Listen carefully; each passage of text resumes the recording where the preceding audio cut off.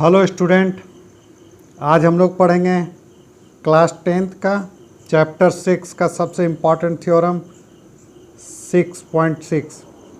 इसमें बोलता है कि the ratio of the area of two similar triangle is equal to the square of the root of their corresponding sides. यानी दो similar triangle दिया हुआ है, उसका जो एरिया का रेशियो है वो उसका साइड का स्क्वायर का रेशियो के बराबर होता है। इसी को हम लोग को प्रूफ करना है। चलिए हम लोग बनाते हैं। इसमें हम लोग पहले दो ठो ट्रायंगल बना लेते हैं।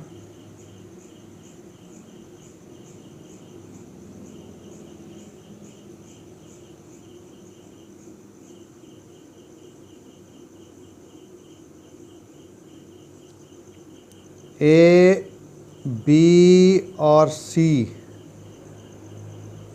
डी ई एफ, दो सिमिलर ट्रायंगल हो गया।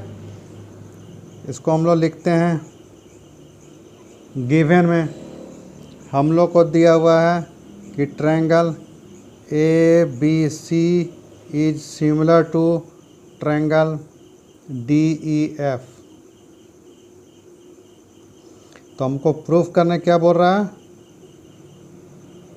टू प्रूव दैट मेरे पास है area of triangle A B C by area of triangle D E F is equal to A B square by D E square equal to B C square by E F square और A C square by D F square.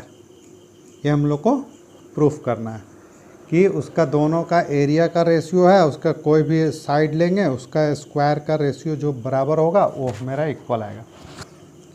तो इसको proof करने के लिए हम लोग सबसे पहले एक कंस्ट्रक्शन बनाते हैं।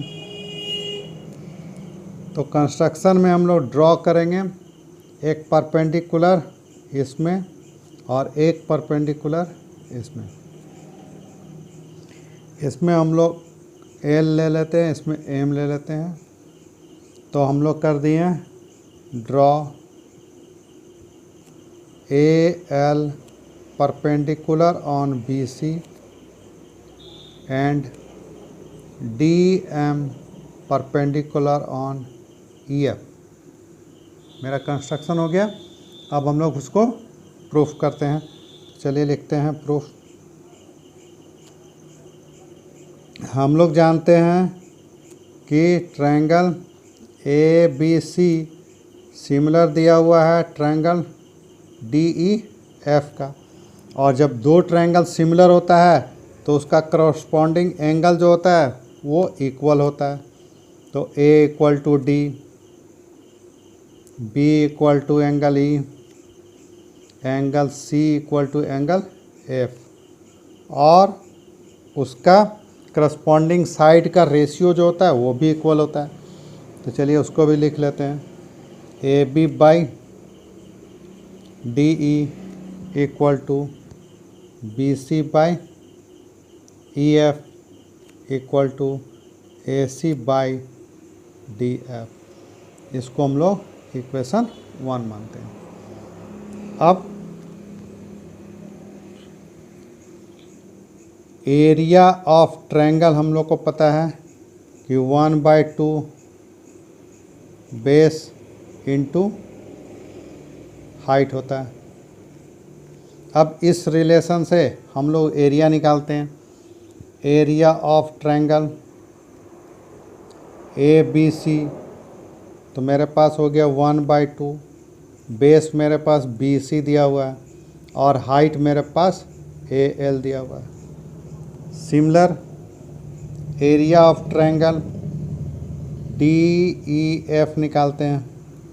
तो इसमें मेरा 1/2 दिया हुआ है, बेस मेरा ई एफ दिया हुआ है और हाइट मेरा डी एम हो गया। अब यहाँ पर क्वेश्चन में बोलता है कि एरिया का रेशियो, तो इसका रेशियो निकाल देंगे। तो हम लोग उसका रेशियो निकालते हैं।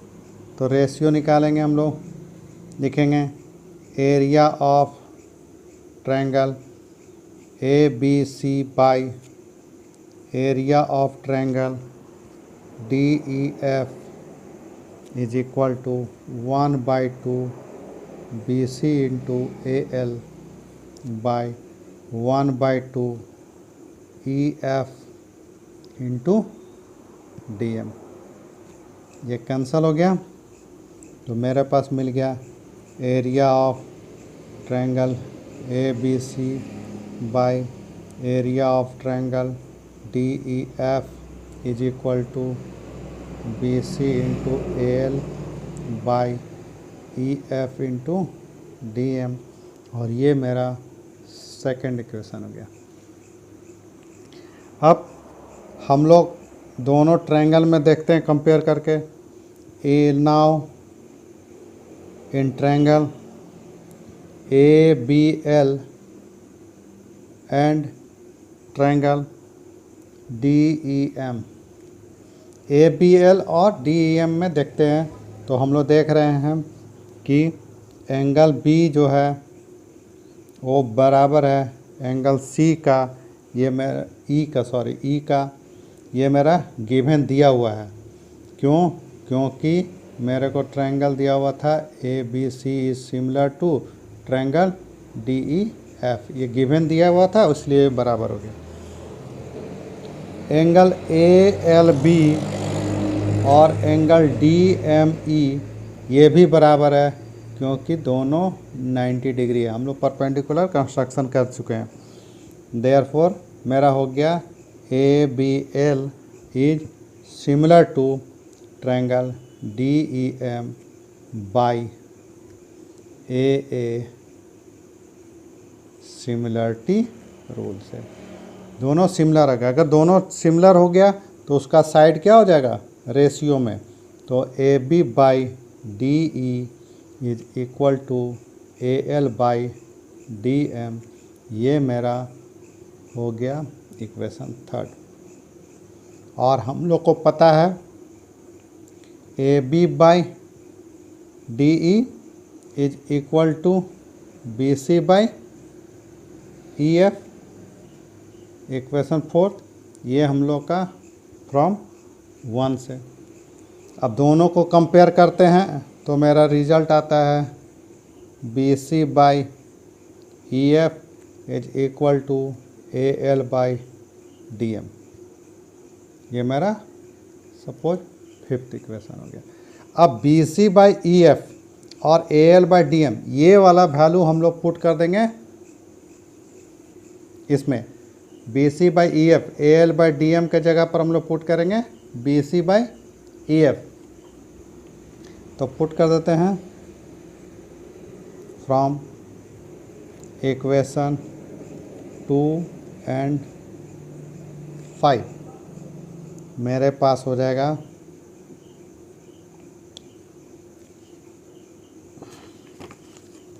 लिखते हैं इधर area of triangle ABC by area of triangle DEF